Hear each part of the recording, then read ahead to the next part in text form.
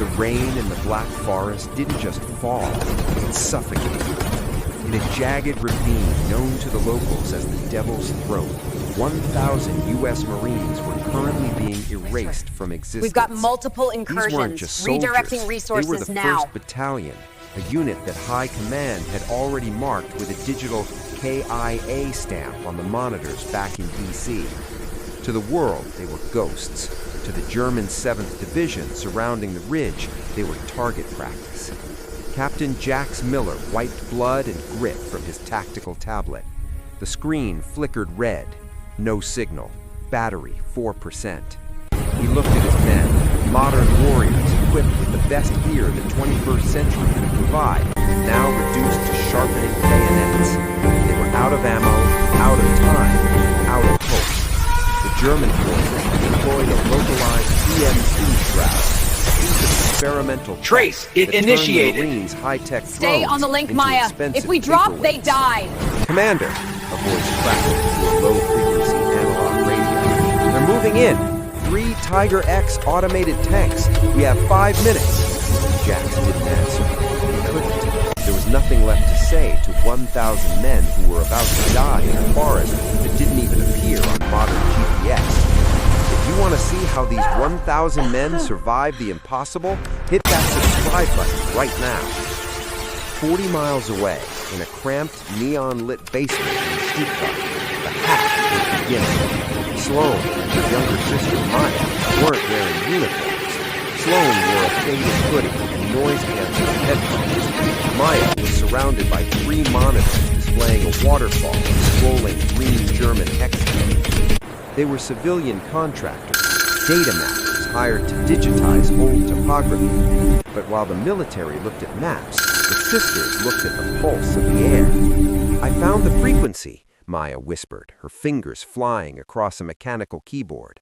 "The Germans aren't just jamming the Marines, they're using a shadow protocol. It's a looped encryption based on 1940s Enigma logic, but wrapped in 256-bit AES layers. It's a hybrid. It's beautiful." "Don't admire it, break it," Sloane snapped, her eyes fixed on a stolen satellite feed. She saw the heat signatures of the 1,000 Marines. They looked like dying embers in a cold fireplace. If we don't hack the war in the next 300 seconds, those embers go out. Sloane wasn't just a coder, she was a linguist of machines. She understood that the German master code wasn't just math, it was a command structure. If she could get inside, she wouldn't just save the Marines, she would rewrite the reality of the battlefield. "I'm in the peripheral," Maya said, her voice trembling. "But the firewall is active. It's asking for a biometric override. Sloane, it's looking for a general's pulse." Sloane grabbed a modified pulse generator. "Then let's give them a ghost." The second chapter of their defiance began with a heartbeat that shouldn't have existed. Sloane used a synthetic frequency to mimic the cardiac rhythm of the German high commander, a man currently sleeping in a bunker 500 miles away. On Maya's screen, the red access denied bars flickered, turned amber, and then, with a satisfying thud of the enter key, turned a brilliant electric blue. "We're in," Maya breathed. "We have full administrative access to the German 7th Division's tactical network." This was the ultimate information gap. The Germans thought they were fighting a 20th century war with 21st century tools. They never expected 2 sisters in a basement to treat their entire invasion like a glitchy video game. "Upload the Trojan peace script," Sloane commanded. In the Devil's Throat, Captain Jax Miller braced for the end. The automated German tanks reached the crest of the hill. Their turrets rotated, locking onto the heat signatures of the 1,000 huddled Marines. Jax closed his eyes. Then the world went silent. The roar of the tank engines didn't stop, it changed. The tanks began to rotate their turrets 180 degrees. Back at the German command center, screens began to melt. Orders were being rewritten in real time. The hack was so deep that the German officers saw their own reinforcements marked as hostile rebels on their HUDs. What's happening? Maya asked, watching the chaos unfold on her screen. The German artillery just targeted their own supply depot.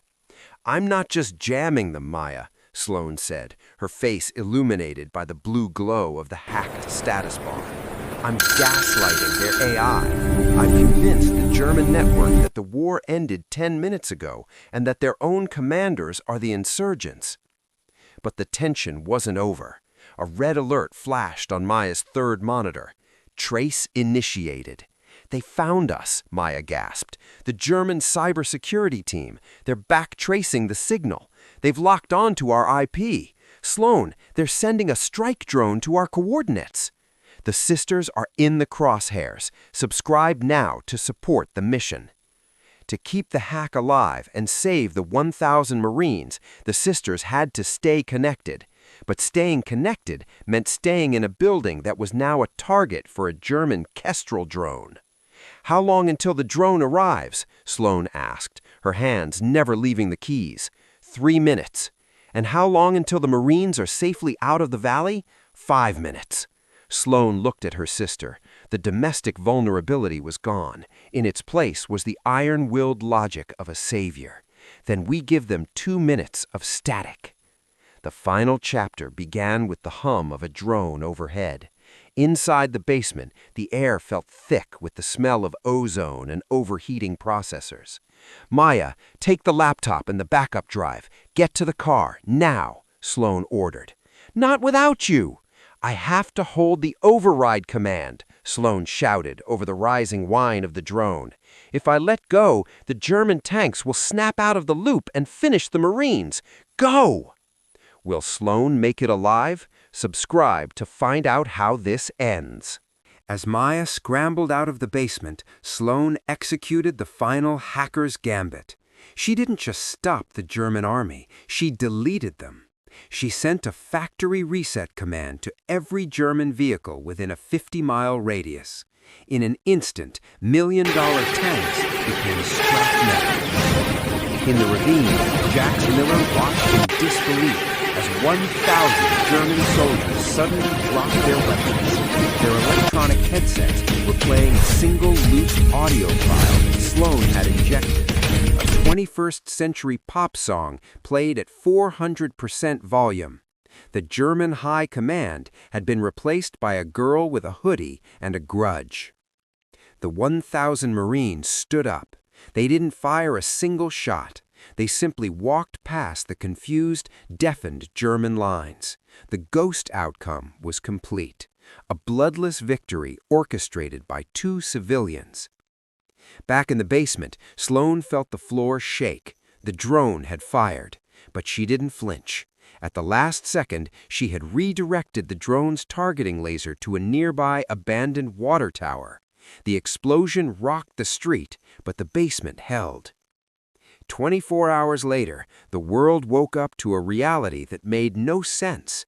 1,000 Marines had walked out of the Black Forest without a scratch. The German 7th Division had surrendered to a ghost signal. The sisters met in a safe house 3 miles away. No medals were waiting for them. The military would never admit that 2 sisters hacked the war while the generals were busy signing death warrants. Sloane closed her laptop. The final line of code on the screen read, "System purged, 1,000 lives active." "Did we do it?" Maya asked, her voice small. Sloane looked out the window at the morning sun. "We didn't just win the battle, Maya. We showed them that in the 21st century, the deadliest weapon isn't a rifle. It's the truth."